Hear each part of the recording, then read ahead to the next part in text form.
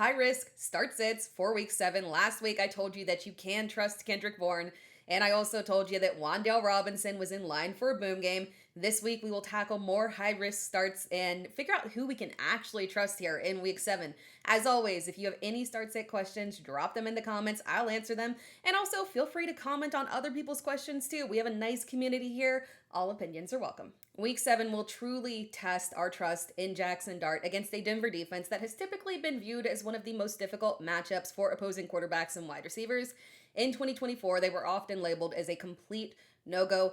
This season, though, has been a little bit inconsistent there. The Broncos have held Cam Ward, Jake Browning, and Justin Fields to under 130 yards with no touchdowns. However, they gave up games to Daniel Jones and Justin Herbert and Jalen Hurts, where they allowed a minimum of 280 passing yards and at least a touchdown to each quarterback. So while the Broncos are coming off an insane defensive game where they held Justin Fields to under 45 passing yards, this is an entirely winnable matchup for Jaxson Dart, who has been absolutely on fire since becoming the starter.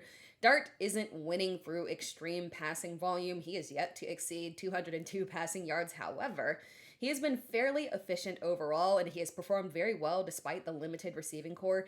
And here's the kicker. He has a minimum of 50 rushing yards in every single game he has started this season.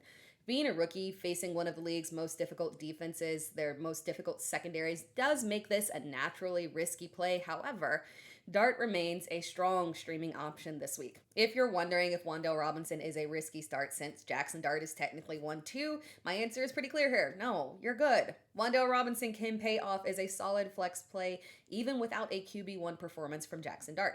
We were extremely grateful for the varied usage and increased ADOT for Wan'Dale Robinson this season. Thank you, Brian Dable.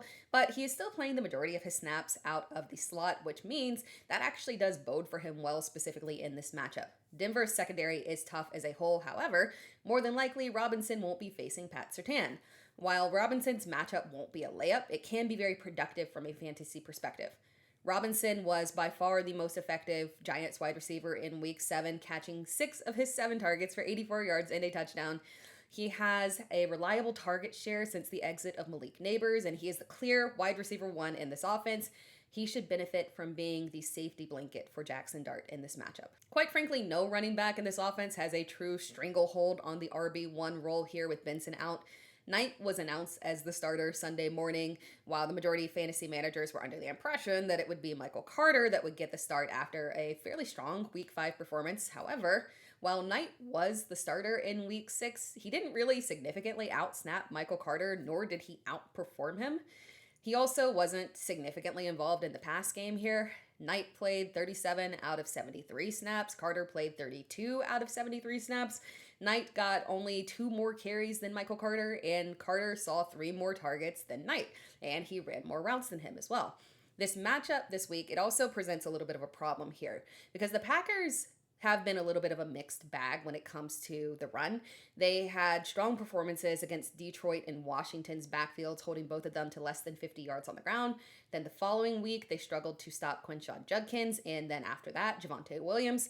The Packers defense did bounce back well in week 6 against Cincinnati, but overall, this is still not an ideal matchup here. Now, the good news is Amari DiMercado was not a factor, so if this backfield does remain a committee, Knight would have a certain baseline of work. However, given his lack of receiving upside, he would be touchdown dependent, which does make him a riskier start this week. You also do need to pay attention. Knight was limited in practice on Wednesday with a knee injury. We don't know a ton of details, but if he is unable to play, that would firmly put Michael Carter in the safe category here due to the backfield being reduced down to just Carter and Amari DiMercado, who has left the building. We're going to have to talk about this one from a theoretical perspective because we don't know if Terry McLaurin is going to play this week. He did log a limited practice on Wednesday, so at least he has returned, and there has been a lot of speculation that he could finally return to play this week.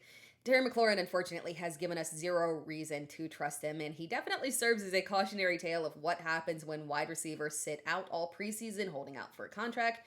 Terry has played 2 and slightly over a half games this season. In week 1, he hit us with 2 receptions for 27 yards. That was less than 5 fantasy points there. In week 2 against Green Bay, his targets did go up. That was fantastic, but unfortunately, he just had 5 receptions for 48 yards, still mediocre production. Week 3 seemed like it was promising. Unfortunately, he did get injured. He played only 60% of snaps. He did have 3 receptions on 4 targets for 74 yards, so we saw a little bit of progression upwards. We have talked about this before with Terry McLaurin. He has gotten off to a slow start before. He did so last year, so while we shouldn't panic, this was the exact same production as last year, but the difference here is that his production last year at the beginning of the season was underwhelming, but he was still the wide receiver 1 with no competition.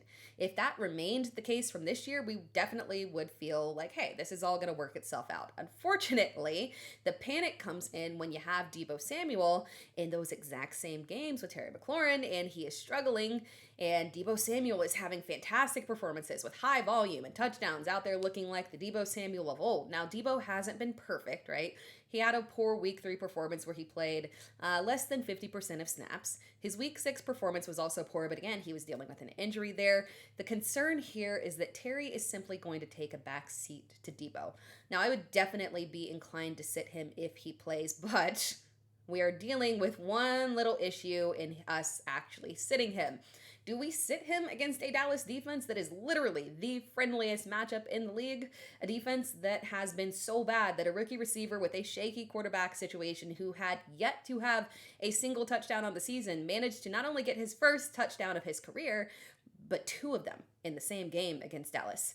Now, given all the injuries that we have in your lineups potentially struggling, if you need a high upside swing and Terry McLaurin does actually play, you might actually have to turn to him because his ceiling, if he is active and is playing on a full snap count, would be way too high given the matchup to pass up here. After weeks of suffering, we finally got a Jameson Williams boom game. Williams had 6 receptions on 7 targets for 66 yards and a touchdown. Now, it was a weird game here. The Lions weren't exactly pushing high pass volume, and Amon-Ra St. Brown did have 9 receptions, which is in line with what we expect from him. Unfortunately, it just had 45 yards, so this was kind of an outlier here.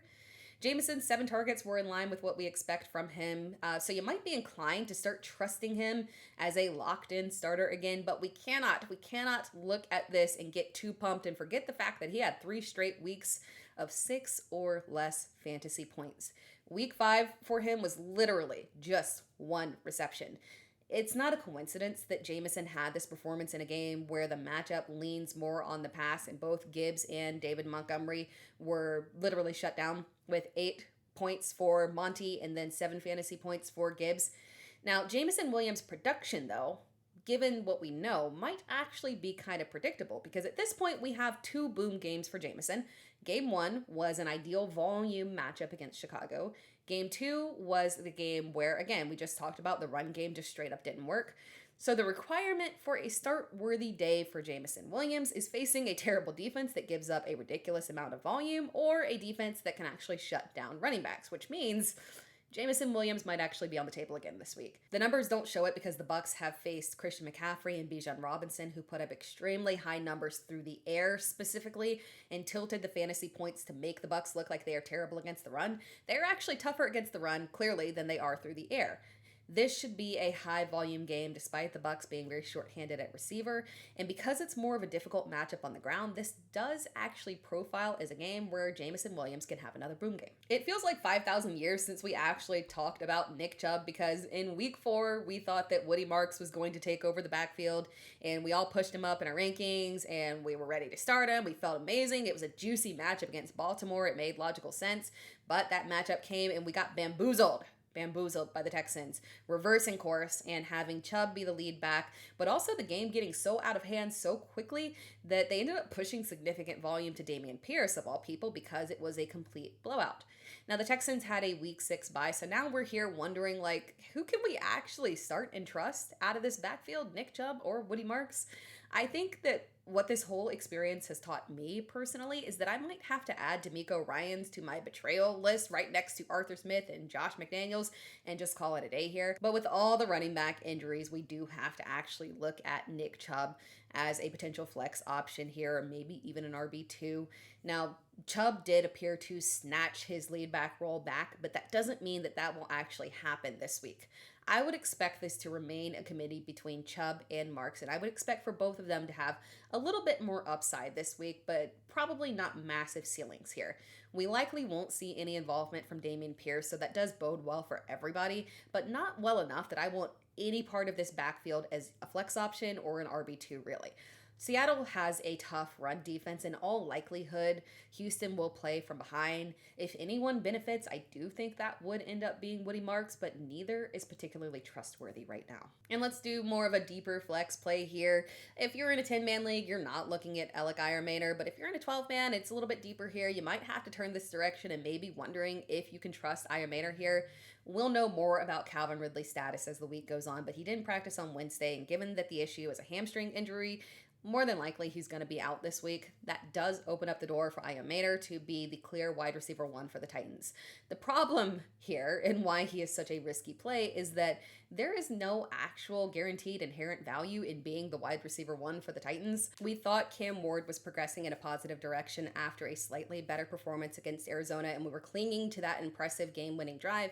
Week 6, however, remained on track with those subpar performances.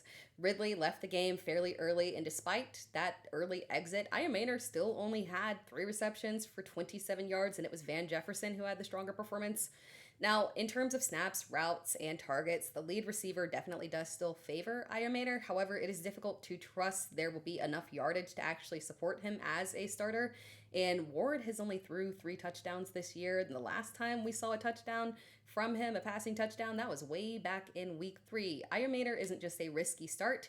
He is a desperation Hail Mary. Thank you so much for watching this video. If you enjoyed the video, be sure to like it and subscribe to the channel. You can also find me across all social media platforms at It's Terra Time, so make sure that you are tuned in, subscribe, the notifications on, because I'm bringing you more fantasy football content all season long. Every week I've got you covered with top waiver wire ads and stashes, live shows, live Q&A where you can ask me any questions that you have, and so much more.